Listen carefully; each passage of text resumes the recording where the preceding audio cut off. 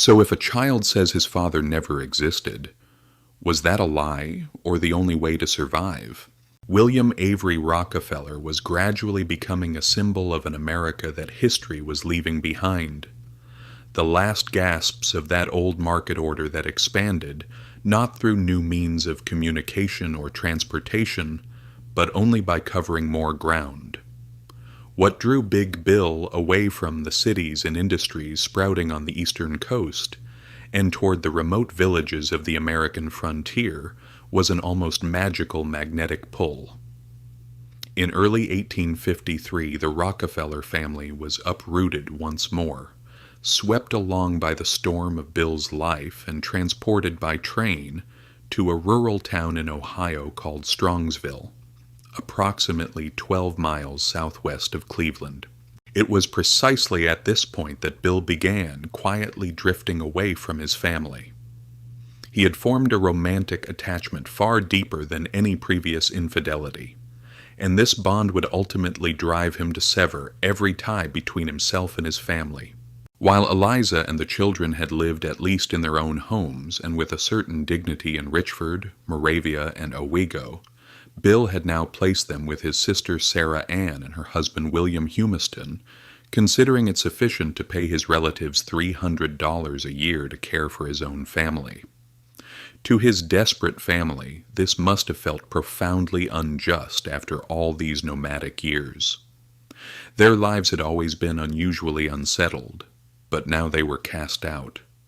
Strangers in yet another Ohio town, tumbling down the rungs of the social ladder they had climbed with great effort. 6 Rockefellers were crammed into a tiny house together with 6 or 7 Humistons, and it was plain that Bill appeared to be swimming in money at the time. Years later, Billy Humiston recounted that Devil Bill was considered wealthy, that he lent money at a high interest, kept 3 or 4 fine rifles, possessed a rich wardrobe, wore diamond rings and a gold watch, all of which indicated that the sudden move to Ohio stemmed not from financial necessity, but entirely from personal self-interest. The Humiston family held deep respect for Eliza's sharp business instincts and her thriftiness in managing money. Yet an unbearable tension had gradually built up in the crowded Humiston household.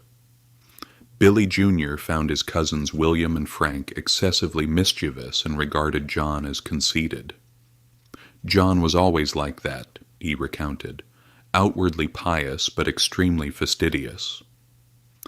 The best thing for everyone was that the Rockefellers soon moved out of that house and into a small farm on the outskirts of Strongsville. At this stage, Big Bill had cut all ties with the lumber trade and other settled businesses. He had assumed the identity of a traveling doctor, a botanic physician, as he would be listed in the Cleveland directory. During the first year after leaving his family in Strongsville, he came home only 3 or 4 times.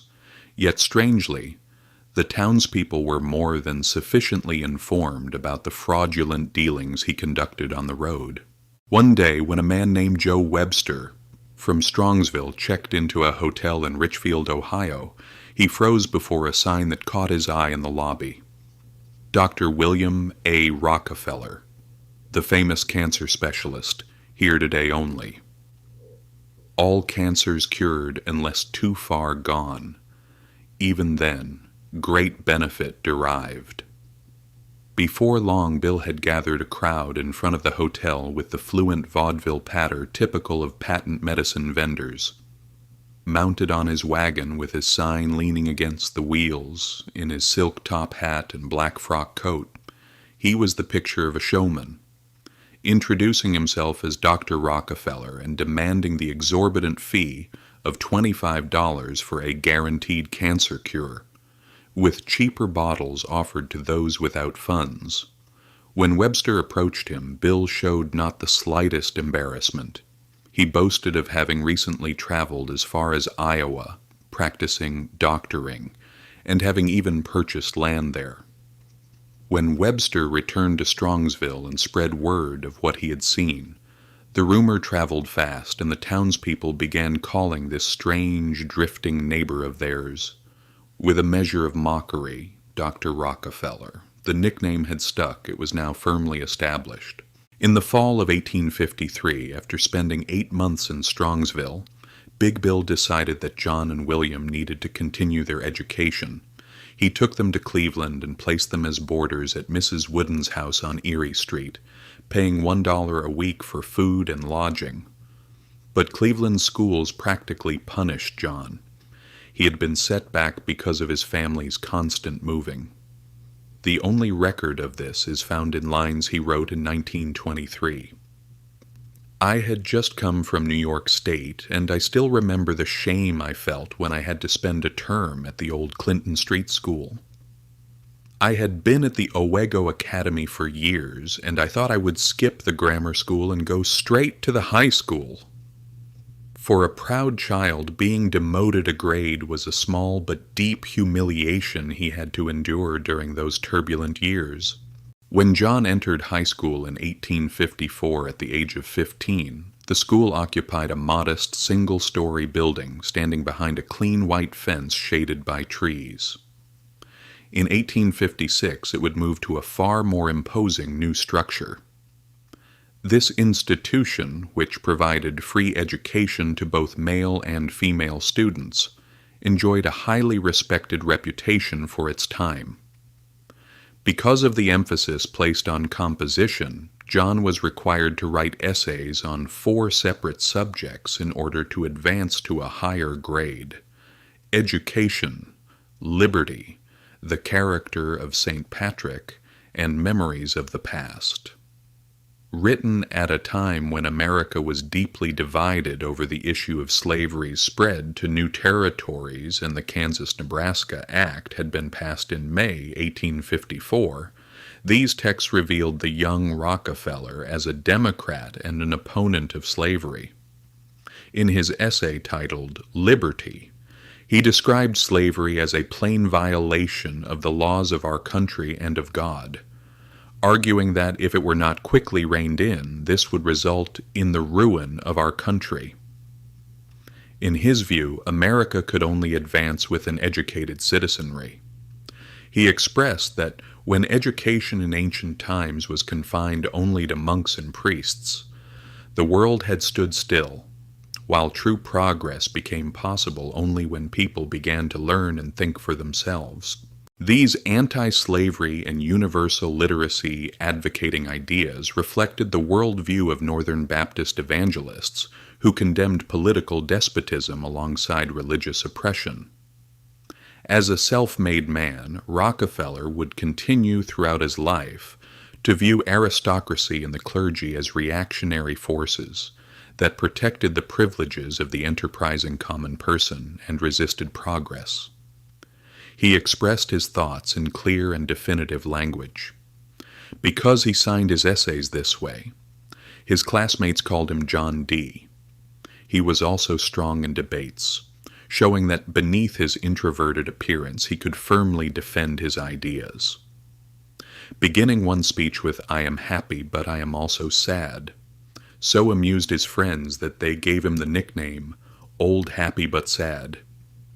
He had another, equally somber nickname, Deacon.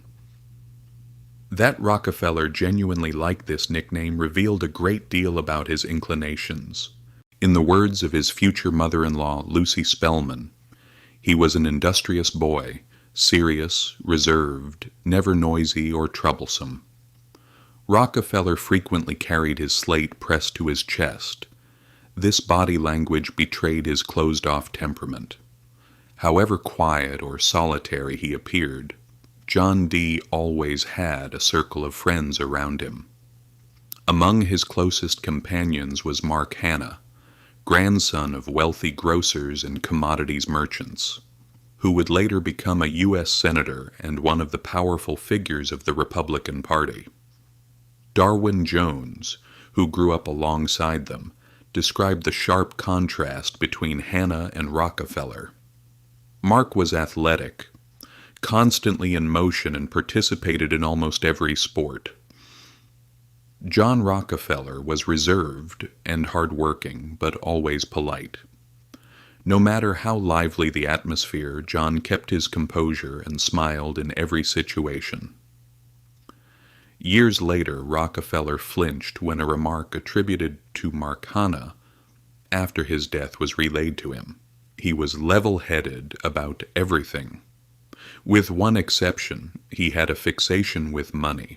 Just as at the Owego Academy, his classmates in Cleveland also recalled Rockefeller expressing with great seriousness his desire to one day possess $100,000. This gravity John had carried since childhood impressed many adults, but also made some uneasy. They sensed something strange about him, as if out of place with his age. One of his high school teachers had described him with open distaste as the most cold-blooded, the most deliberate, the most calculating man he had ever seen. Even in his adolescence, Rockefeller expected to be treated with the respect due to adults. When speaking of the school principal, Dr. Emerson E. White, he had remarked only on this point: "Mr. White was a gentleman. He treated me like a gentleman, and so he did the other boys." He was particularly sensitive to condescending adults. The responsibilities heaped upon his shoulders at home made him feel mature beyond his years. Bill had opened him his own bank account, and his life was far more independent than that of most of his classmates. In this tough and self-assured child, there is not the smallest sign of rebellion. He approached education entirely from a practical standpoint and therefore worked with discipline. But it could not be said that he displayed intellectual curiosity or enthusiasm.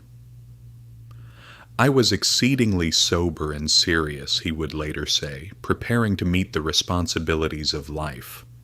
In contrast, he showed extraordinary ability with numbers.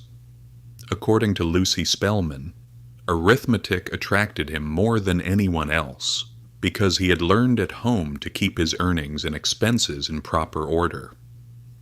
Perhaps the most surprising aspect of John Dee's early adolescence was his deep interest in music. For a brief period, he even dreamed of becoming a musician. While still living with his family in Owego, he practiced piano for up to 6 hours a day, to Eliza's exasperation. At that time, the piano was a symbol of a respectable, middle-class household, and this persistent practice seemed to betray his more delicate longings. For someone who would later regard other art forms with suspicion, seeing them as dangerous territory open to unruly emotions and pagan sensuality, music remained the only artistic pursuit that received the church's approval and in which he could take pleasure with peace of mind. For the young man, Mrs. Wooden's boarding house was something of a school in itself. Her daughter Martha was a few years older than John and William.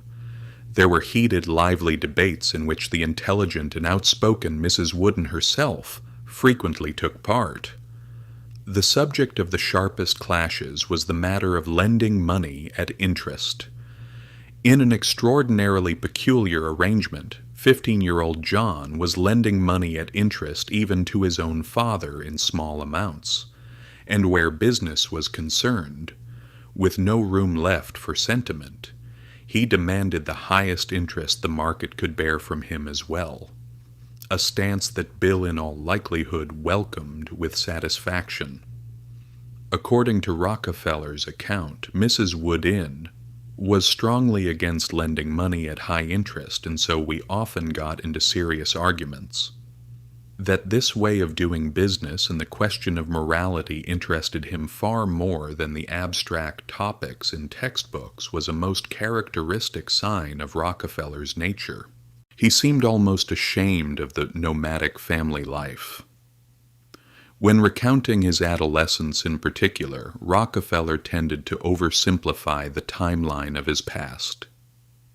According to his account, after spending a year in Strongsville, the family had first moved to Parma, approximately 7 miles south of Cleveland, and then into a house within the city limits. yet he was skipping a critical two-stage transition in Cleveland that had occurred before Parma. This is revealed by a striking anecdote recounted by school principal Dr. White. In 1854, a tall, angular-featured boy came. He said his widowed mother was moving to Cleveland with two sisters, and he asked me to help find them temporary lodging. The well-meaning White had offered to host the Rockefeller family in his own home, and John had embraced this idea, emphasizing at every opportunity that this had been a happy time for his mother. Two words stand out in this story: widowed mother. It is psychologically significant that the first recorded instance of Rockefeller's capacity for lying emerged as an effort to conceal his father's existence, as if he wanted to bury him alive. When Bill reappeared, he moved the family into a house on Perry Street rented from a Mr. O.J. Hodge. Hodge remembered John as a quiet young man who never showed the cheerfulness common in boys of that age. Most of the time he would sit calmly in his chair, listening to what was being said.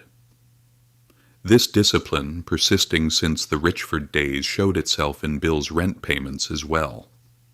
The landlord would say, "The annual rent of $200 would not have been paid so punctually. In every respect, I never had a better tenant." Before the year was out, while Bill settled the family on a 10-acre farm by the creek in Parma, John returned to Mrs. Wooden's side, first to her house on St. Clair Street, then to the one on Hamilton Street. A photograph from the period shows John standing with his two sisters and two brothers, without a single smile, before a backdrop of almost funereal darkness. He was now a tall, slender boy, weighing about 54 kilograms, his light brown hair carefully combed, his clothing always clean and tidy. Years later, he would mock this childhood seriousness. "From the time I was 14 until I was 25, I was a great deal more solemn than I am now," he said in his 70s, and not without justification. In Strongsville and Parma, Eliza worried about the taverns and bars at every corner of town, and made great efforts to keep her children away from unlawful entertainments. She must have been especially anxious about her eldest son approaching the threshold of that dangerous first love. Interestingly, John D. was unconsciously echoing his father's tendency toward romantic entanglements with hired women. In Strongsville, Eliza had taken on a pretty farm girl named Melinda Miller to help with the housework. Melinda often sat at the family table as well. When the Rockefellers moved to Parma, Melinda continued working, and John, a year her senior, began coming in from Cleveland occasionally to take walks with her. Before long, rumors began circulating in town that John had taken the girl's virtue. Whatever the truth, the Miller family made a great commotion over the relationship. In what was perhaps one of the most short-sighted decisions in the history of parenting, they declared that they did not want their daughter wasting herself on a young man with such small prospects. According to the story, either Melinda's mother or father came by carriage and put an end to the relationship. Melinda eventually married Joe Webster, the man who had exposed Big Bill's fraudulent doctoring. From the perspective of Rockefeller's career, the end of this relationship could be counted as a stroke of good fortune, for his life would receive a woman from a far higher social sphere, an intellectually powerful woman who would offer him the solid, stable family order he had long sought, along with a religious certainty. And at precisely this point, it is necessary to recall the energy accumulating at the depths of the darkness. What was happening in William Avery Rockefeller's life in the early 1850s? For his behavior was no longer merely strange, but had begun to slide toward a semi-pathological darkness. A man of many faces, Bill had always enjoyed assuming false identities. Even when he first came to Richford, he had told some people his name was Rockefeller. During the Owego years, he would occasionally appear in surrounding towns, introducing himself as Dr. William Livingston, a specialist in eyes and ears. We know today that while moving his family to Ohio, he was leading a double life, both Dr. William A. Rockefeller and Dr. William Livingston. This second surname was taken from Livingston in New York State, the place where his father was born. Initially used as a simple alias to keep his family away from his dark and dubious activities, it became a separate identity of its own outside the home in the early 1850s. Bill's later traveling companion would attribute his constant use of false names to the unlicensed and unauthorized medical practice he conducted without a diploma, and to his endless fear of retaliation from angry local doctors who occasionally took legal action against him. At the final stop of his career in lumber in the early 1850s, Bill had traveled as far north as Canada, purchasing valuable walnut and ash trees and selling them to lumber mills at great profit. After settling in the town of Niagara in Ontario, he began wandering the surrounding countryside like a traveling doctor. Dr. Livingston was clearly a charlatan, but he genuinely believed some of his own inventions and had accumulated enough success stories to convince his patients, and perhaps even himself. As his later partner recounted, he had never studied at any medical college, but he possessed a natural healing power and displayed remarkable skill. He acquired wide renown in Canada and northern New York. Devil Bill had a surprising instinct for sensing those beautiful, gentle, long-suffering women who would patiently indulge his adventures. Around 1852, while his family in Owego remained completely unaware, he met a beautiful and gentle young girl named Margaret Allen in the town of Norwich, Ontario. There was a great age gap between Bill, who was then 42, and Margaret, who was barely 17. Margaret was only 4 years older than John D. Dr. Livingston, with a deliberate small forgetfulness. Never said a word about the other life he led as Dr. Rockefeller, about his wife and 5 children. He courted Margaret as a completely eligible bachelor. Bill, a skilled swindler, easily deceived the girl's respectable and trustworthy family as well. Margaret's sister would say of this cheerful suitor, "He was a steady, temperate, good-natured man, warm-hearted, enterprising, and loved by everyone." The bond Dr. Livingston forged with the Allen family was clearly more solid than Dr. Rockefeller's relationship with the Davisons. Bill was captivated by the idea of starting a new life with a naive young woman who was sincerely attached to him and the support of a friendly family. On June 12, 1855, he married Margaret Allen in the town of Nichols, just south of Owego in New York State, thereby stepping into a secret bigamous life that would last until the end of his days. It is entirely reasonable to think that Bill's reasons for moving his family to each new city were connected to his secret relationships, and that he'd even brought them to Cleveland, because it extended, presumably, to the opposite shore of Lake Ontario. In keeping with his customary behavior, Bill did not at first establish a permanent home with Margaret. To accustom her to this capricious arrangement, he began visiting her family in Ontario once a year, while his unsuspecting family remained there. He did not initially plan to abandon his first family entirely.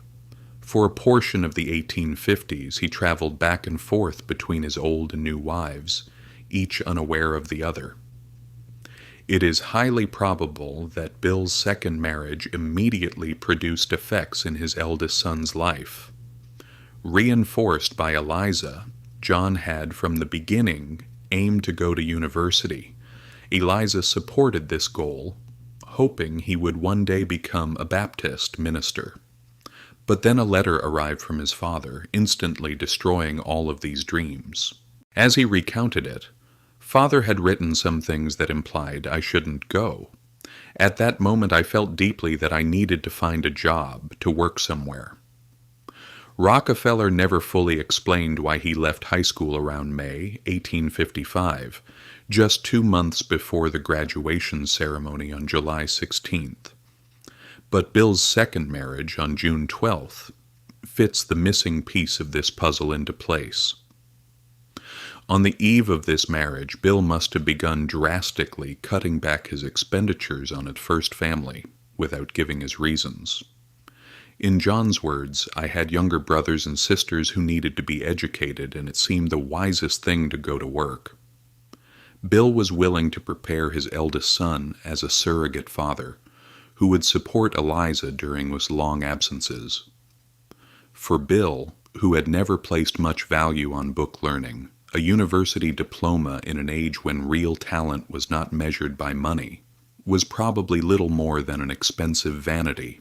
The most common path at the time for young men wishing to rise was to attend so-called commercial colleges, or to complete their education through correspondence courses. Following his father's guidance, John paid $40 for a 3-month program at a chain school with branches in 7 cities, E.G. Folsom's Commercial College. The Cleveland branch was on the upper floor of the Rouse Building, one of the city's finest office buildings, facing Public Square. Here he was taught double-entry bookkeeping, neat and legible penmanship, banking, exchange operations, and the fundamentals of commercial law, all subjects that spoke to John's practical goals.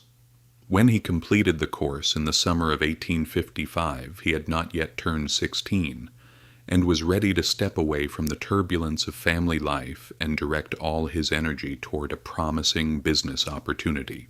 Perhaps no job search in American history has become as legendary as the one 16-year-old John D. Rockefeller launched in the sweltering streets of Cleveland in August 1855.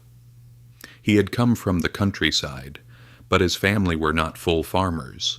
This must have made it easier for him to shed his small-town and agricultural origins and step into the new market economy. However daunting the circumstances, he had not set out with modest ambition. He scrutinized the city directory line by line to identify firms with high credit standing. He felt an instinctive respect for large-scale enterprises and knew very well what he was looking for. Years later, he would say, "I went to the railroads, the banks, the wholesale merchants. I didn't go to any small establishments. I didn't know what I was going to be, but I was after something big." Most of the firms whose doors he knocked on were located in the lively area known as the Flats, where the Cuyahoga River wound its noisy way past libraries, iron foundries, warehouses, and shipyards before emptying into Lake Erie. There was a somewhat childish boldness in his applications. Everywhere he went, he wanted to speak with the most senior person. When this was often not possible, he would get straight to the point with an assistant. "I know bookkeeping, and I am looking for a job." Despite being constantly rejected, he did not give up pursuing a position. Every morning at 8 o'clock he left his boarding house. In his dark, high-collared suit and black cravat, he made the rounds of the firms he was targeting one by one. This gloomy but determined walk continued 6 days a week, 6 weeks long, almost every day until late in the afternoon. The streets were so hot and hard that his feet had begun to ache. What kept him going was the desire to end his dependence on his unreliable father. At one point, Bill had suggested that if he couldn't find work, he might have to go back to the country. Rockefeller would later recount that this thought sent an icy shiver down his spine. Because he threw himself into the work without self-pity or doubt, he was able to overcome every setback. Every day I did my job, that is, the job of finding work. I gave it full-time attention every single day. With a population of approximately 30,000, Cleveland was an exciting launching point for every young man wishing to enter the business world. It had attracted many New England immigrants who brought with them the Puritan ethics and Yankee trading traditions of their old homelands. Most of the streets were still unpaved, and the city had no proper sewage system. Yet Cleveland was growing rapidly, with immigrants arriving both from the eastern seaboard and from Germany and England. The bounty of the Midwest flowed through this Western Reserve trading hub. Coal from Pennsylvania and West Virginia, iron ore from around Lake Superior, salt from Michigan, wheat and corn from the Flat States. As a port city on Lake Erie and the Ohio Canal, Cleveland was a natural focal point for transportation networks. With the arrival of the Cleveland-Columbus-Cincinnati Railroad in 1851, water and rail transportation together offered great opportunities, and the person who would exploit these opportunities most skillfully would be John D. Rockefeller. Despite all that bustling commerce on the docks, the job market was sluggish at the time. In Rockefeller's words, nobody wanted a boy, and there were very few men who were willing to talk about it seriously with me. When his list ran out, he went back to the beginning. He knocked again on the doors of some firms 2 or even 3 times. Someone else would have given up hope at this point, but Rockefeller was the kind who sharpened and grew more determined with each rejection. Then on the morning of September 26, 1855, he entered the office of Hewitt and Tuttle, commission merchants and forwarders on Merwin Street. The young partner, Henry B. Tuttle, spoke with him about bookkeeping, saying there was a need for help with the ledgers, and asked him to come back in the afternoon. Rockefeller left the office elated but composed. The moment he turned the corner, he walked down the street leaping with pure happiness. He recounted this moment with great drama even in old age. It seemed as if my whole future depended on that day, and even now when I ask myself, what if I hadn't gotten the job, I still shudder. After waiting in great anticipation for the lunch break to end, Rockefeller appeared before the senior partner, Isaac L. Hewitt. Hewitt, who owned extensive real estate in Cleveland and was one of the founders of the Cleveland Iron Mining Company, was in his eyes a genuine capitalist in the full sense of the word. After examining the boy's handwriting, he said only, "We'll give you a chance." It was clear that they urgently needed an assistant bookkeeper. Without touching on the matter of wages, they asked Rockefeller to hang up his coat and start work immediately. At that time, it was not unusual for an adolescent to work as an apprentice without pay, and John received only his first modest, delayed salary 3 months later. Throughout his life, he observed September 26th as Job Day and celebrated it with an even more heartfelt enthusiasm than his own birthday. It would be accurate to say that his real life began that day, that in the world of business he was born again just as he had been born again in the Erie Street Baptist Mission Church. All the latent dynamism that had slept through his rural youth would now awaken with powerful and exhilarating vitality in commercial life. He had at last escaped Big Bill, the endless flight from town to town, and the confused and upside-down world of his childhood. The young clerk seated on his high stool, bending over the musty ledgers at Hewitt and Tuttle, could look out the window and watch the bustling docks, or the canal barges glide in slowly along the Cuyahoga River a block away. Though his day began at dawn, the world of commerce in that office, dimly lit by whale oil lamps, never seemed dull or sterile to him. The whole method and system of the office fascinated me, he would say. Work had taken hold of him. Work set him free. Work gave him an altogether different identity. The things I did were of far greater interest than the duties of an ordinary office boy in a large company today, he would recount. In his mature years, Rockefeller liked to describe himself as just a figure man, and he had found the thick ledger books neither dry nor numbing. His previous help with Eliza's record-keeping had given him an advantage from the start. "When I started my work as a bookkeeper," he would say, "I learned to have great respect for figures and facts, however small. I had a strong passion for detail which I had to curb later on." Business historians and sociologists have frequently emphasized the central role of accounting in capitalist enterprise. In The Protestant Ethic and the Spirit of Capitalism, Max Weber regards rational bookkeeping as inextricably linked to the spirit and organization of capitalism. According to Joseph Schumpeter, capitalism transforms money into an instrument of rational cost-profit calculation, and its greatest monument is double-entry bookkeeping.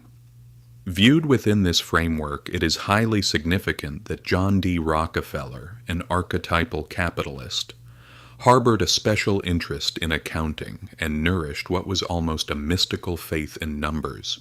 For Rockefeller, the ledgers were almost sacred texts that guided decisions and protected one from misleading emotions. They measured performance, exposed fraud, made hidden inefficiencies visible. They were the path to placing everything on a firm foundation of reality in a world full of uncertainties. Chiding rivals with sloppy operations, he had said, "Most bright minds kept their books in such a way that they really didn't know whether they were making or losing money on a given item." When Hewitt and Tuttle gave him the responsibility of paying bills, Rockefeller took on this task with a hidden eagerness and extraordinary care. "I handled it with even greater responsibility than if I were spending my own money," he recounted. He examined each item one by one, verified its validity, carefully checked the totals. He spotted errors down to a few cents instantly, and he watched with open contempt as the boss in the adjacent shop casually handed his clerk a long and unchecked plumbing bill saying, "Pay this," while Rockefeller had just caught an overcharge of a few cents at the same firm. He was practically horrified at such negligence. It was not at all surprising that this young man, so obsessively attentive to detail, gave Hewitt and Tuttle lessons in economy. "I recall a captain who kept submitting damage claims," he recounted. "I decided to investigate this matter. I went through all the invoices, bills of lading, and related documents one by one, and discovered that the captain's claims were entirely unjustified. He never tried such a thing again." This obsession with order was likely a reflection of the need to keep potentially uncontrollable emotions in check. An exaggerated reaction developed against an excessively disorderly father figure and a chaotic past. In addition to tasks such as letter writing, bookkeeping, and paying invoices, the young Rockefeller also functioned as a one-man collection bureau for Hewitt's rental properties. Patient and polite though he was, he had a dog-headed stubbornness that astonished people. He would sit outside in his wagon with the patience of a pallid funeral director, waiting until the debtor gave in. He would pursue people as if his life depended on it. This experience was an intense source of anxiety for him. Astonished 50 years later, he would recount, "What dreams I had while trying to collect these receivables, right down to recent years. I would wake up shouting, 'I can't get that man's account settled.'" One explanation for this anxiety was that his escape from his troubled family life was still fragile. A failure at work meant becoming dependent on his father again. Another reason was that despite being persistent, he was progressing extremely slowly. As at school, some people saw him as too slow-witted to ever rise in life, and he felt compelled to prove himself before the skeptics.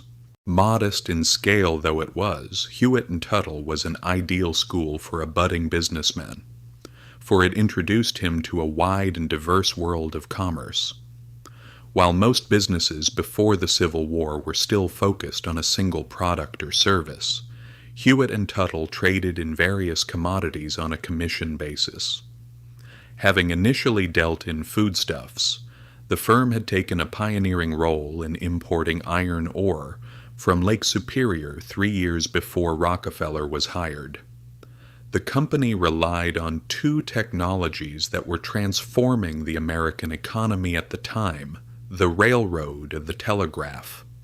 In Rockefeller's words, "My eyes were opened to the transportation world," a piece of experience not to be taken lightly, given the contentious relationship Standard Oil would later forge with the railroads. Even a seemingly straightforward consignment, such as shipping Vermont marble to Cleveland, required complex calculations involving the relative costs of rail, canal, and lake transportation. The loss or damage had to be apportioned in some way among these three different carriers, and solving that problem in a manner satisfactory to everyone, including the employers, required all the cunning of a 17-year-old boy. For Rockefeller, no business experience went to waste. On the last day of 1855, Hewitt paid Rockefeller $50 for his 3 months of labor, slightly more than 50 cents a day, and then announced that he was raising the assistant bookkeeper's salary to $25 a month, or $300 a year. Strangely, Rockefeller felt guilty about this raise. "I felt like a criminal." He was delighted, but his religious sensibilities made him wary of his own greed. Saving money was one thing. Openly desiring it was quite another. In many respects, John D. Rockefeller was the perfect specimen of the enterprising young businessman of his era. Thrifty, punctual, industrious, and an ardent pursuer of the gospel of success, he could have been the hero of one of the 119 inspirational stories that Horatio Alger Jr. would soon write. Books bearing rhythmic titles like Ragged Dick, Luck and Pluck, Brave and Bold, Bound to Rise. Indeed, this last title echoed words that Rockefeller was said to have cried out enthusiastically to an old businessman one day. "I am going to be rich, I am going to be rich, I am going to be rich." As the story goes, he had even struck his friend's knee with emphatic blows while saying this. Since John D. gave such exuberant reactions on so few occasions, this scene takes on extraordinary meaning. Although Rockefeller stubbornly rejected such accounts of childhood money obsession, he shared this memory from his Hewitt and Tuttle days. "I was young, and I had encountered a large banknote for the first time. I was working in the flats at the time. One day my employer received a $4,000 note from a country bank. During the day he showed it to me, then put it in the safe. After he left, I opened the safe. With my mouth agape and my eyes like saucers, I sat before the note, then put it back and locked the safe twice. It seemed an unimaginable sum to me, and all day long I kept opening the safe and gazing at that note in fascination." In this story, one can almost feel the near-erotic excitement the banknote aroused in a boy, the power that put him under a magical trance. It recalls Big Bill folding up his banknotes and hiding them away, then taking pleasure in gazing at his secret treasure. This passion for money in a cold and impassive youth, who claimed never to have wrestled with turbulent urges, was striking indeed. He had once said crisply, "I never had a craving for tobacco or tea and coffee. Actually, I have never had a craving for anything.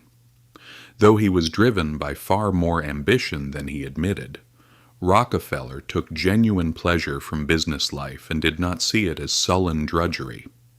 On the contrary, the world of business seemed to him an inexhaustible source of wonder.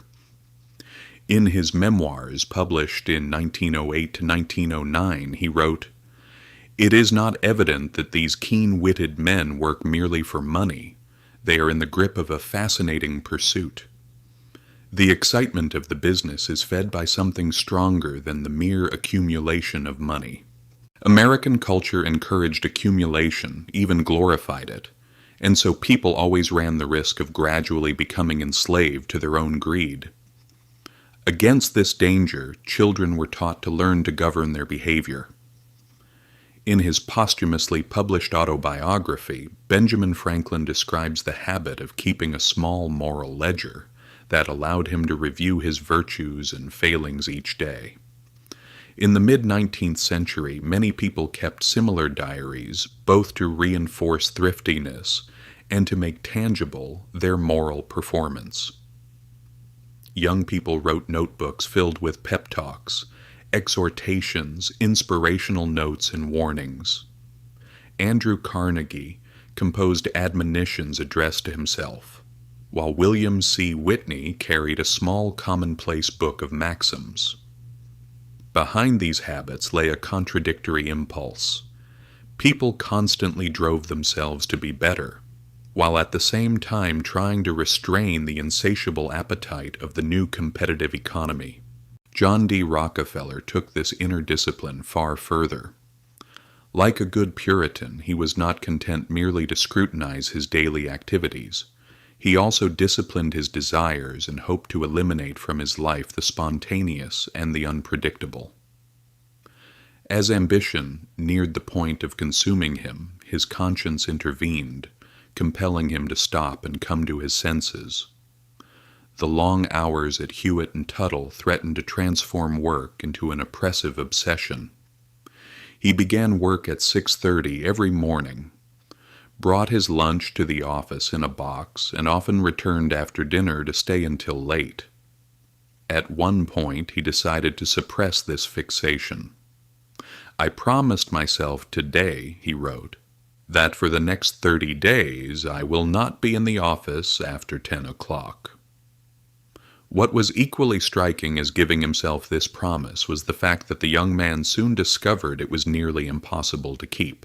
Rockefeller's private life was shaped by accounting records no less than his business life.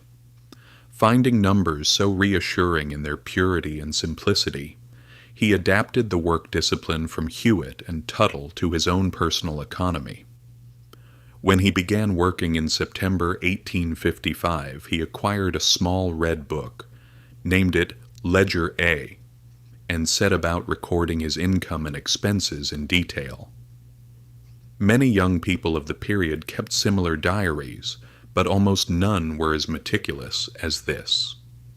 For the rest of his life, Rockefeller preserved Ledger A as his most sacred memento. When he held it in his hand in Bible classes 50 years later, his eyes would fill with tears, and as he turned its pages, his hands would tremble. Such powerful emotions did the ledger stir in him.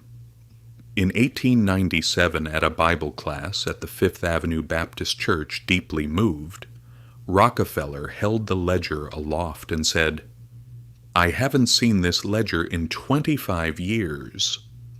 I wouldn't part with it for all the modern ledgers in New York and everything they might bring." The ledger was kept in a bank vault, like a priceless heirloom.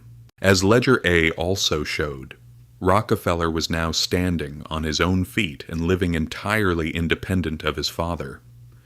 He was spending half his earnings on Mrs. Wooden's boarding house and a laundress. He recalled these impoverished adolescent years with pride. "I couldn't get the finest cut clothes," he had recounted. "I remember going to a cheap tailor at the time. He sold me cheap clothes, what I could afford to pay. This was far better than taking what I could not afford." One deviation from his meticulous thriftiness nagged at him for years. He had bought fur gloves at $2.50 instead of his usual woolen ones, and even at the age of 90 he continued to harp on this remarkable extravagance. "No," he would say.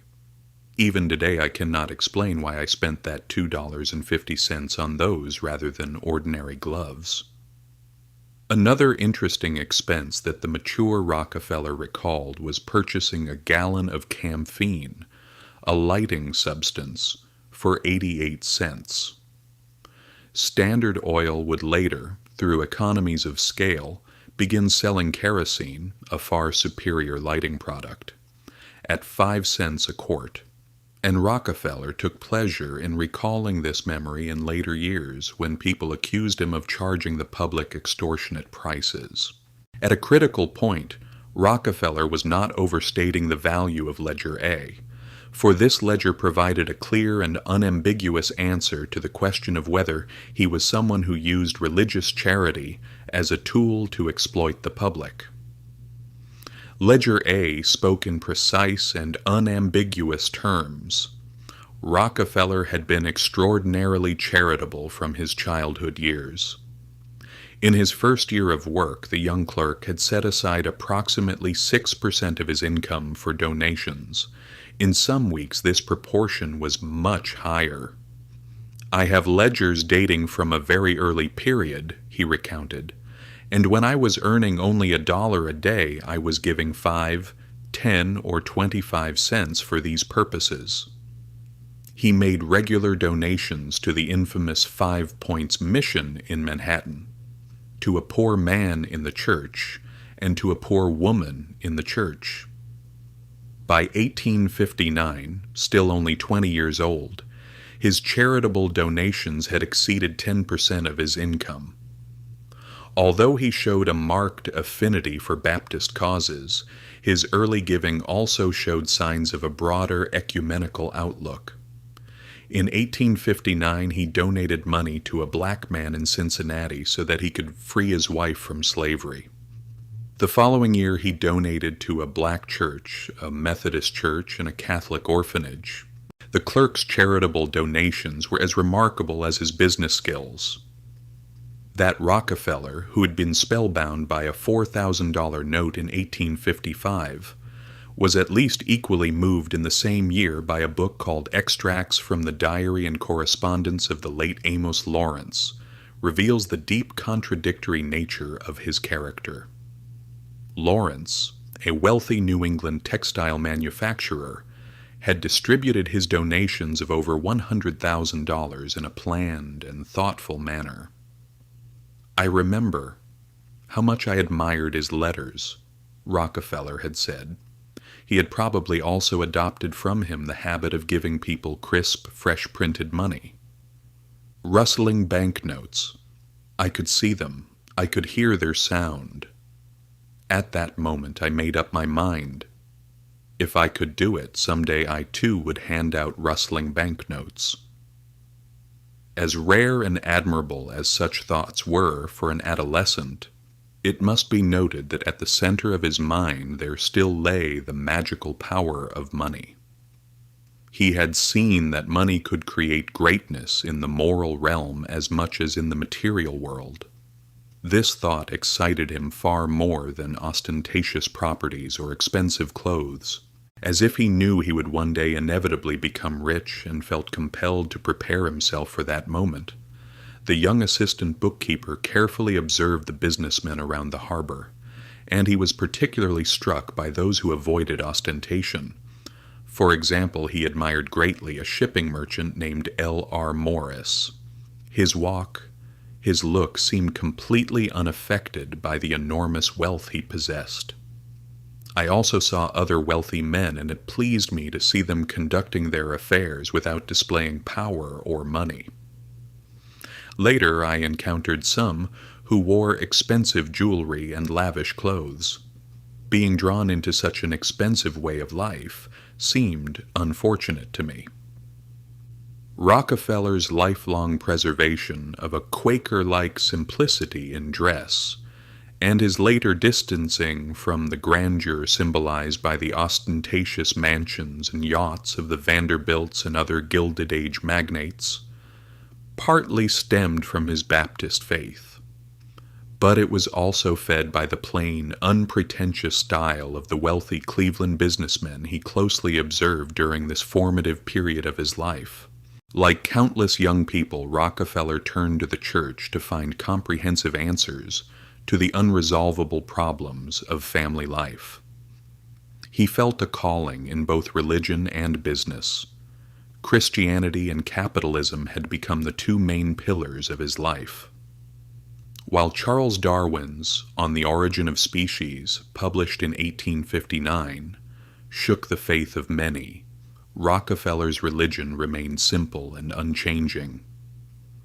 Even as challenges to orthodoxy multiplied in the following decades, he clung firmly to the spiritual certainties he had acquired in childhood. Because of his father's behavior that frequently transgressed moral boundaries, the young clerk already had a prepared soil within him for the ardent condemnation of sin that stood at the center of Baptist discourse of the period, for the calls to personal salvation and moral transformation. From the very beginning, Baptist faith became a powerful instrument for bringing forbidden feelings under control and suppressing the unbridled nature of his father that he carried within himself. After the endless upheavals of his childhood, he deeply craved to take root in a church that would serve as a substitute family, cleansed of the shameful aspects of his real family. While John and William lived with Mrs. Wooden and her daughter Martha, all four of them began attending the nearby poor and small Erie Street Baptist Mission Church. Founded 3 years earlier by the wealthy First Baptist Church, this mission occupied a plain white building rising on a flat, treeless lot, with a bell tower and long, narrow windows. In the 1850s, successive waves of religious awakening had swept through Cleveland, and the Erie Street Baptist Mission Church had been born following a revival meeting that ran for a full 150 consecutive nights. This church gave Rockefeller the sense of fellowship he sought, the respect and affection he needed. Though he participated in Deacon Alexander Skedd's Bible class, what truly drew him was the Scottish Skedd himself, a man who made his living through floristry and possessed a poetic soul, who gave voice to psalms and prophecies with passion, as if he knew the entire Bible by heart. Born in Scotland in 1780, Skedd had come to America in 1831 and settled in Cleveland 4 years later. During services, he would raise his hands as if in supplication to God, his face illuminated with faith. This old and devout man became a guide for Rockefeller. When the young clerk started at Hewitt and Tuttle, he had sought out Skedd to share the news, but the encounter resulted in an unexpected coldness that Rockefeller could never forget. Before I left, he told me that he loved me very much, but had always loved my brother William more, he recounted. I could never understand why. I bore him no ill feeling, but he'd surprised me. In the autumn of 1854, Rockefeller openly professed his personal faith, was immersed in the baptismal pool by Deacon Skedd, and was received into full church membership. Never a snob, Rockefeller took pride throughout his life in having been raised in a mission church. Despite his worldly ambitions, he did not seek social shortcuts to success. He did not turn toward a wealthy congregation or a more elevated church circle. As a solitary outsider, he was drawn to the warm brotherhood offered by the faithful. He loved the egalitarian atmosphere of the Erie Street Church because it brought him together with people in the most modest circumstances.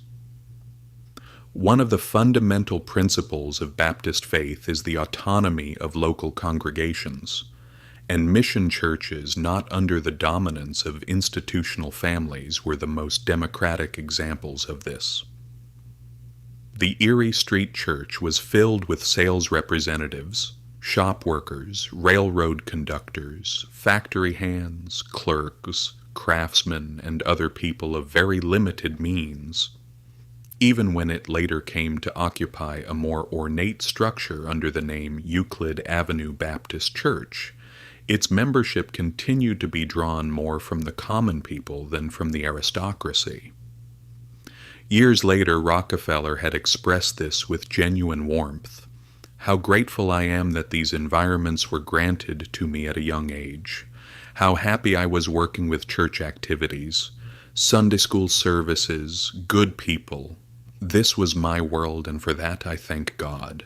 Rockefeller did not content himself with merely attending services. He took on countless responsibilities at the church.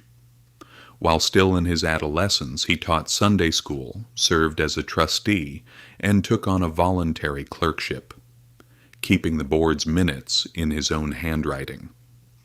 Free of artificial pride, he found satisfaction in even the most ordinary tasks. An elderly woman of the congregation described his constant readiness.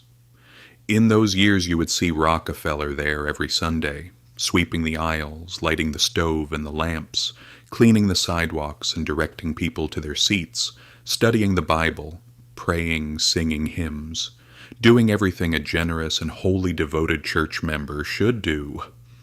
He was just a clerk with very little money, but he always made a contribution to every organization in the small old church. He was extremely meticulous about this. If he said he would give 15 cents, no power on earth could persuade him to give a cent more or a cent less. He read the Bible regularly and carefully, and genuinely knew what was in it. The proprietary feelings he harbored for the church, how dearly he watched over it, were immediately apparent to anyone. He behaved almost like a volunteer caretaker, sweeping the plain chapel, wiping the windows, renewing the candle holders on the walls, stoking the corner wood stove. On Sundays he rang the bell to call people to worship, then stoked the fire, and to economize, extinguished all but one of the candles as the congregation dispersed.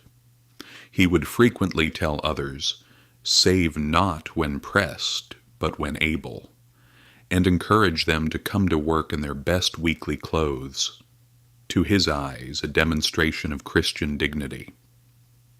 As well as attending the Friday evening prayer meetings, he went to services twice on Sundays, noticeable as a familiar figure in the front pews, kneeling upright as he led the congregation in prayer. He set great store by the intense emotional experience that Baptist faith offered. Here he found a release he could not find in any other area of his life. With a rich baritone voice strengthened by singing lessons at the church, he would belt out hymns with fervor. His favorite hymn was, "I Found a Friend." It spoke of Jesus in a deeply sincere and intimate register.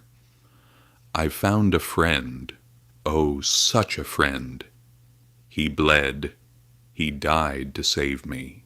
In a world full of snares, Rockefeller took great care to keep himself away from every temptation. As he later recounted, "A boy must always take care to avoid the snares that may come his way, to choose his friends carefully, and to protect his spiritual, mental, and material interests." Since evangelicals considered dancing, card games, and theater objectionable, Rockefeller confined his private life to the church's social activities and picnics, contenting himself with environments where he could play blindman's buff and take part in other innocent pursuits. As a model Baptist, he attracted the interest of the young women in the congregation. One member of the congregation had recounted, "All the girls liked John very much. Some of them had come dangerously close to falling in love with him. He wasn't particularly attractive physically, and his clothes were extremely plain and worn. But these spiritual young women liked him greatly for his goodness, his religious fervor, his seriousness and dedication at church, and his apparent sincerity and honesty. Over lemonade and cake at church events, Rockefeller grew close to a beautiful young woman named Emma Saunders. But his insistence on not expanding his social life and limiting his outings exclusively to the church circle annoyed Emma.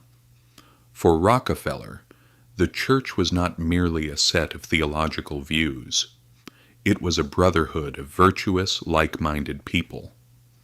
And he was careful not to stray too far from this protective circle. Though reserved by nature, within the church, he developed warm habits passed down through generations. He was displeased when people dispersed immediately after Sunday services and would say, "The church should feel like home to people. Friends should be happy to see each other, to welcome strangers."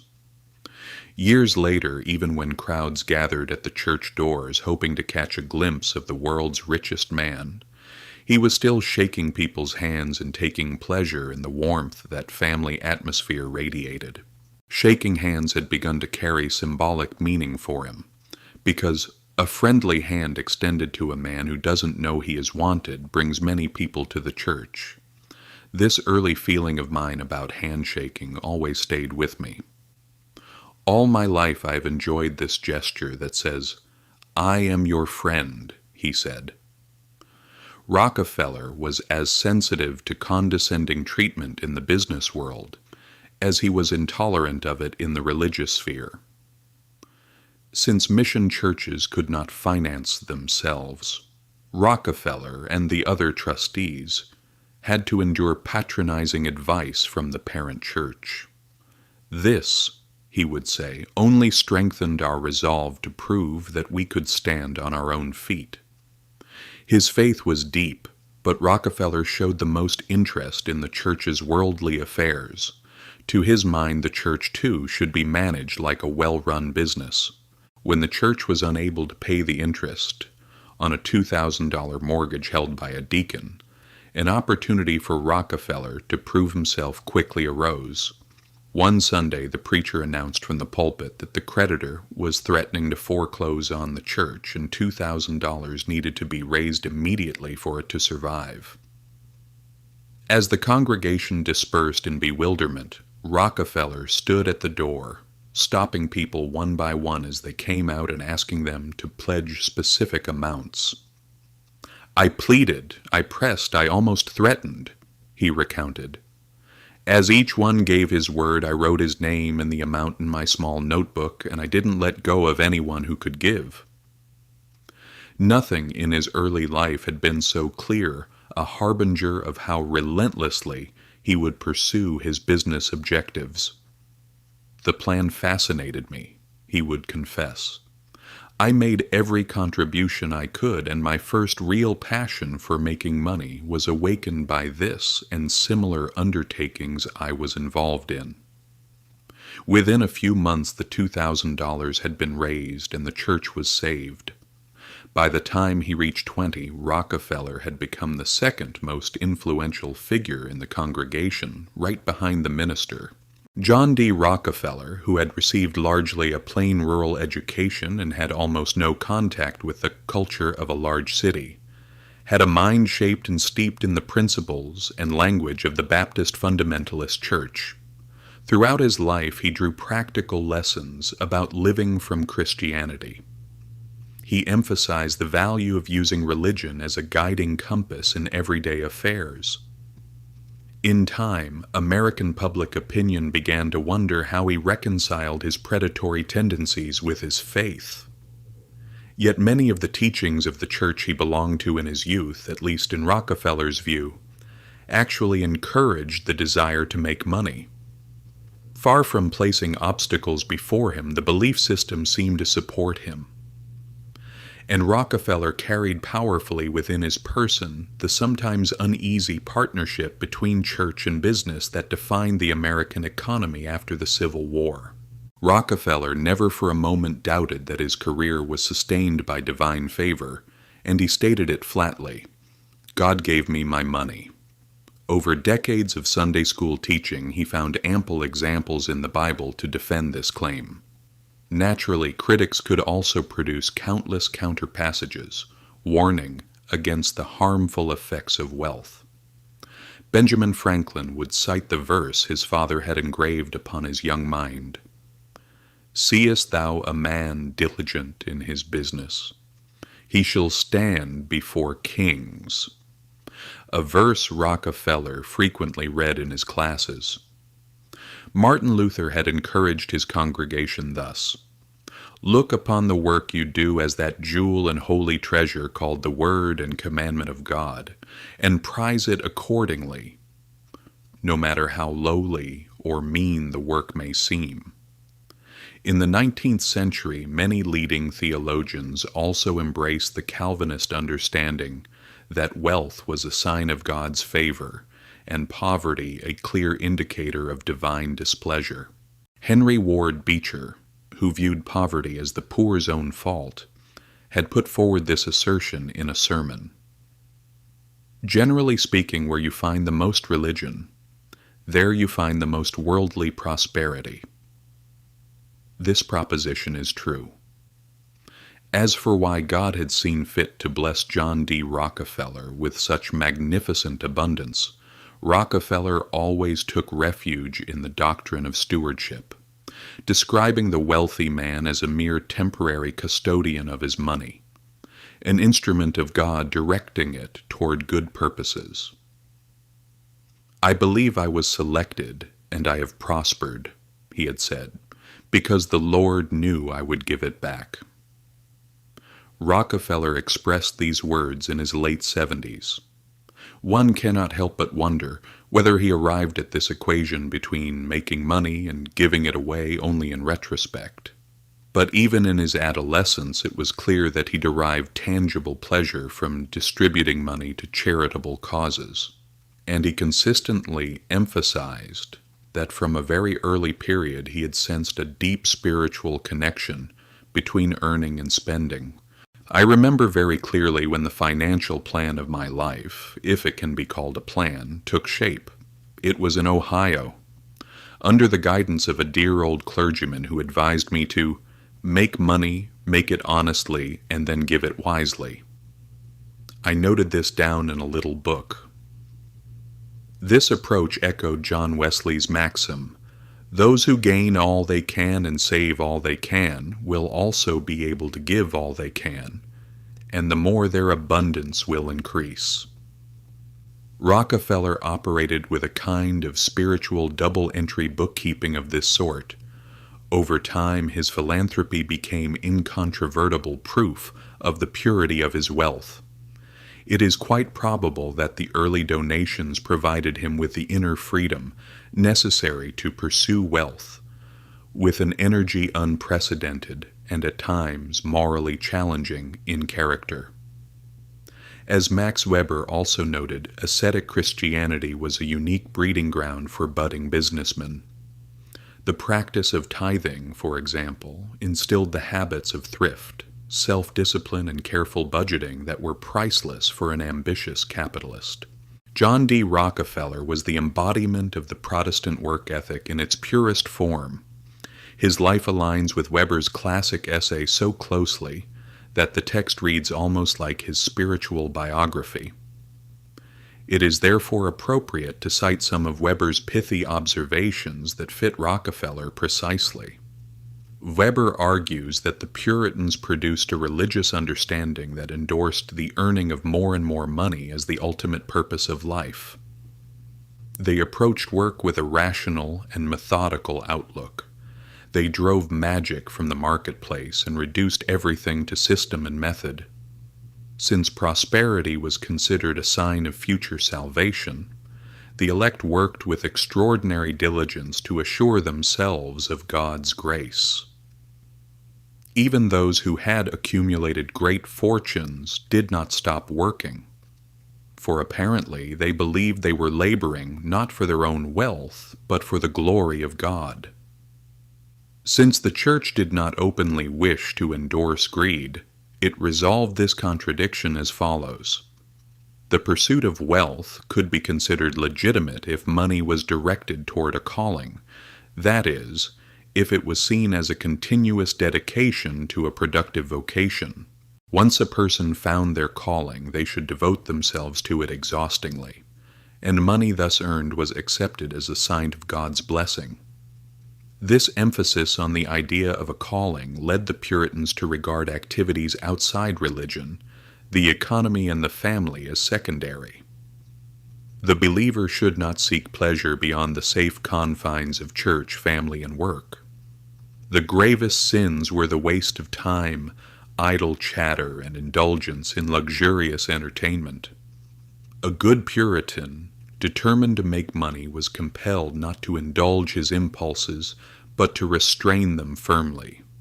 As Weber underscored, the impulse to acquisition, pursuit of gain, of money, of the greatest possible amount of money, has in itself nothing to do with capitalism. This impulse exists and has existed among waiters, physicians, coachmen, artists, prostitutes, dishonest officials, soldiers, nobles, crusaders, gamblers, and beggars. In other words, those who wished to become wealthy were required to be thrifty. Yet at the very heart of this Puritan culture lay a life-arresting contradiction. The virtues of devout people were enriching them, and this wealth in turn threatened to erode the very piety that had generated it. As Cotton Mather said of the Plymouth colony in the 1690s, "Religion begat prosperity, and the daughter devoured the mother." This contradiction became a central dilemma for John D. Rockefeller and his grandchildren, who would have to stand against the corrosive effects of wealth.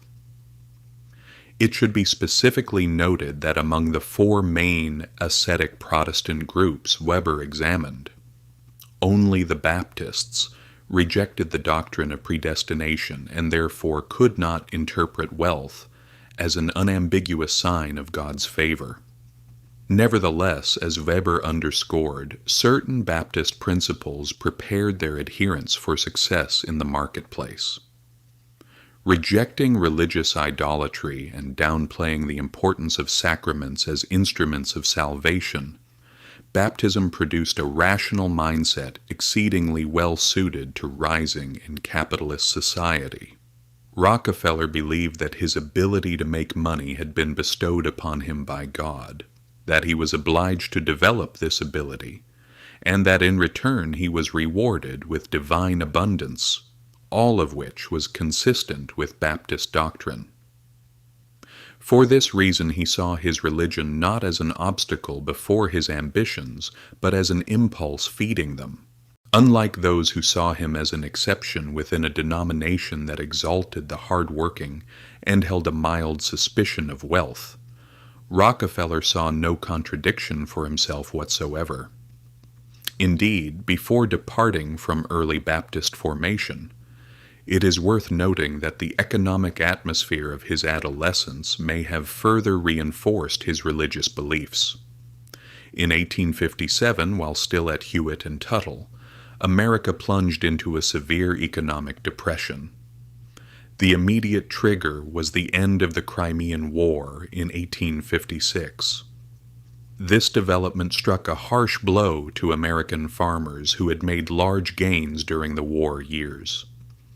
More deeply, the crisis abruptly brought to a halt a decade of wild speculation fueled by rapid borrowing on railroad stocks and land. With 5,000 businesses going under and hundreds of thousands of workers losing their jobs, the exuberant optimism of the 1850s collapsed suddenly and violently. As in the Great Depression of the 1930s, people were shocked that a frothy economy could grind to such a hard stop. A contemporary observer wrote, "In the midst of apparent health and strength, it is really strange that the whole country should at once stop, be unable to go forward, that we should at once awake from dreams of wealth and happiness to find ourselves impoverished and bankrupt." President James Buchanan, claiming the crisis stemmed solely from our excessive and vicious system of paper currency and bank credits, stoked a hysterical wave of blame, asserting that people had been swept into wild speculation and stock gambling. Many evangelical Christians, rather than blaming the business cycle, interpreted the Depression as a divine calamity sent to punish a society that had grown lax, worldly, and morally corrupt. A Boston reformer saw a redemptive side in the collapse. He hoped it would teach good and much-needed lessons and reduce everything here to a healthier, sounder system. This atmosphere of social purification prepared the ground for a religious awakening known as the businessmen's revival. In 1857, businessmen in many cities were gathering at midday prayer meetings and publicly swearing to give up drinking and other vices. With this great wave of repentance, evangelical churches gained tens of thousands of new members. This shift from exuberance to depression in the business world, from sin to salvation in the religious arena, in all probability further reinforced Rockefeller's innate conservatism. As a newly emergent businessman, it already strengthened his deep-rooted Baptist tendencies. In his own words, what a school it was, the school of difficulty and adversity. What a wonderful school for raising a child. Despite the general misery created by the Panic of 1857, William Avery Rockefeller's purported medical activities gained momentum that year, and he managed for a time to maintain both marriages simultaneously. In the spring of 1856, Bill reappeared in Cleveland. He moved in with Mrs. Wooden alongside John and William while searching for a new house.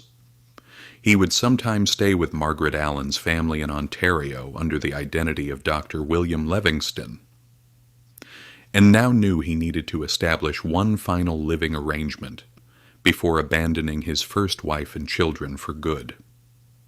When he found the spacious rented brick house at 35 Cedar Street, equipped with amenities considered luxurious for the period such as indoor toilet and bath, he brought Eliza and the children from Parma. John and William left Mrs. Wooden's house and reunited with their family. At this stage, Bill decided that John should contribute to the family budget and pay him the same amount in rent as he had paid to Mrs. Wooden. Then in 1857, Bill undertook to build a solid brick house for the family on Cheshire Street in downtown Cleveland, thus leaving behind a final gift so that he could disappear from the scene in the most comfortable state of mind. In 1857, my father asked me to build a house, John D. recounted, deliberately framing the event in a positive light. It was a lesson in self-confidence. He gave me the money, told me what kind of house he wanted, and left all the details to me. I drew the plans, found the materials, hired a contractor, and had the house built. Was Bill looking at this as a kind of final examination?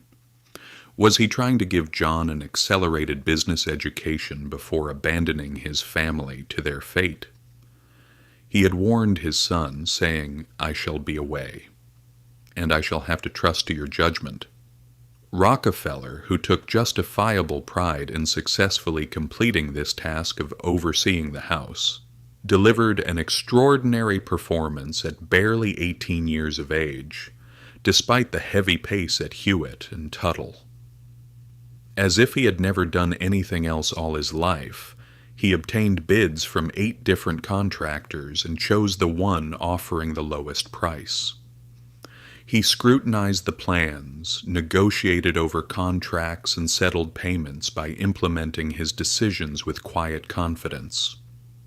He watched the contractors so closely and drove them so hard a bargain that at the end of the project they realized they had made a loss. According to one account, a dispute arose as to whether John would pay rent in the new house. He probably believed he had earned the right to live there rent-free since he had effectively built the house himself, but Devil Bill again imposed his arbitrary rules and dismissed Eliza's objections. "You've bought your own time, haven't you?" he said to his son. "What you earn is yours now, isn't it? Then you have to pay me the boarding costs." Still, it is hard not to be astonished by Bill's brazen impertinence and by his son's resilience in the face of endless provocations. When the Rockefellers came back together in Cleveland, with Bill's withdrawal from the scene, John effectively became the new head of the family, while Bill, setting up a life with Margaret Allen in Philadelphia in the late 1850s, vanished from the picture. Yet for several years he continued to show a strange attachment to John's affairs, and for 50 years, like a vast, grinning genie, he reappeared and disappeared at strange intervals. But from this point on, the rift between Bill's 2 lives and 2 wives deepened into an unbridgeable chasm. With sharp irony, at the very moment this calculating, selfish, and money-fixated fraud was trying to assert his claim over his family, his eldest son was beginning to build one of the greatest fortunes history had ever seen. John D. Rockefeller lived not in a world where dissecting parental failings was considered a sign of a healthy mind, but in a stoic universe where setting anxieties aside and pressing on was the approved course of action. Yet if John harbored within himself a feeling of revenge against Bill, his father's exit from the stage on the very brink of ultimate triumph and relinquishment of any claim on the fortune must have given him profound satisfaction. Eliza, having raised 5 children, probably never learned that Bill had left her for a much younger woman. But by now she was able to face this loss with a far greater composure than she might have summoned a few years before. When John Davison died on June 1st, 1858, he left behind a salary that would continue until 1865. In that year, the principal would be transferred as inheritance. With 2 sons earning income, William was now working at Hewitt and Tuttle as a bookkeeper under John, and with occasional support from Bill, Eliza could manage on her own. She relied most of all on her eldest son, that extraordinary child who appeared unshakable and dependable, standing in complete contrast to his father's instability and frivolity. Eliza had reached her mid-40s. Photographs show her as a meticulous, melancholy, and thin woman. Divorce was not an option for a devout 19th century woman.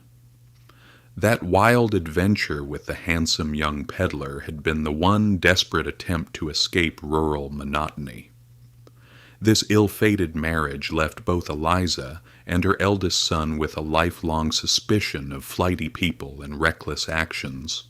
Theodore Dreiser, in his Frank Cowperwood trilogy, in which he fictionally portrays the life of Chicago traction magnate Charles Yerkes, writes that young Cowperwood, at his first job in a grain brokerage, analyzed his employers with extraordinary perception. He could see their weaknesses and deficiencies as an old man could size up a boy. This observation captures precisely Rockefeller's cool and critical assessment of his superiors at Hewitt and Tuttle. He was respectful toward his superiors, but he never admired them. He was always aware of their limitations. In the official narrative, he would say that he held great respect for Isaac Hewitt, who was 25 years his senior, but in private conversations he was much harsher, describing him as cantankerous, someone always chasing after lawsuits. Despite his young age, Rockefeller quickly developed the feeling that he was not being adequately compensated for his labor. When Tuttle departed in January 1857, Rockefeller was promoted to head bookkeeper at barely 17 years of age and took over all of his former partner's responsibilities. While Tuttle had earned $2,000 a year as a partner, Rockefeller was paid only $500. Hewitt's raising of his wage to $600 by 1858 only partially addressed this uncomfortable injustice. The extraordinary self-confidence he had displayed while closing the church mortgage or supervising the house on Cheshire Street drove the young man to transact business on his own account. He embarked on small but profitable ventures in the flour, ham, and pork trade. Before long, this young businessman had become a recognized figure on the Cleveland docks whom everyone addressed as Mr. Rockefeller. The factors that would lead to his departure from Hewitt's firm accumulated gradually. However irritating the salary, he waited for the economy to recover from the 1857 crisis before making his move. Since he kept the books, he could clearly see that the company had come near the brink of bankruptcy in the Depression, that a dark picture lay before him. This suspicion was confirmed by Hewitt's skillful separation of his extensive real estate holdings from his share in the commission business. Big Bill, who always liked to see himself as a freelance banker, had extended a $1,000 credit to Hewitt. When John reported the firm's precarious condition, Bill walked straight into the office, demanded the money back from Hewitt on the spot, and got it. John D. Rockefeller was not the kind to linger in a business that was not generating profit. Few moves in his career went to waste. When the time to advance came, he never hesitated. When he asked Hewitt for an $800 salary, his cash-strapped employer decided weeks later that he could not go above $700. Rockefeller later said that he would have stayed had the request been granted, but he added, "Even then I was preparing, getting ready for something bigger." In early 1858, as the tension with Hewitt persisted, an enticing opportunity appeared that altered the equation. Rockefeller had struck up a friendship with 28-year-old Englishman Maurice B. Clark, who worked at a manufacturing firm called Otis, Brownell, on a few streets over. They had been classmates at E.G. Folsom's Commercial College. They had also become neighbors on Cheshire Street. According to Clark, Rockefeller was already renowned as an unusually capable and thoroughly reliable young accountant. Clark proposed establishing a commodity trading partnership in which each partner would initially contribute $2,000. In 1996 dollars, this amounted to approximately $36,000. What was remarkable was that Rockefeller had saved $800 in under 3 years, equivalent to a year's salary. Yet this was still considerably below the capital Clark was proposing.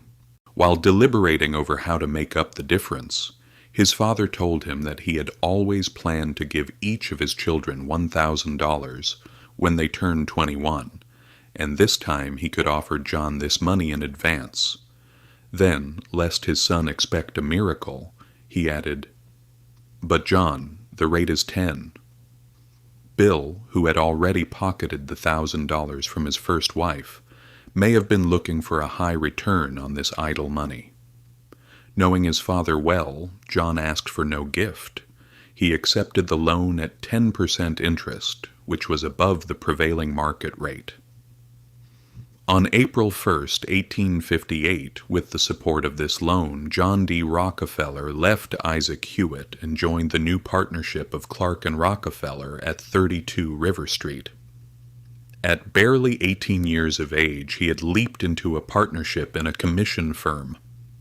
"It was a great thing to be my own master," he said.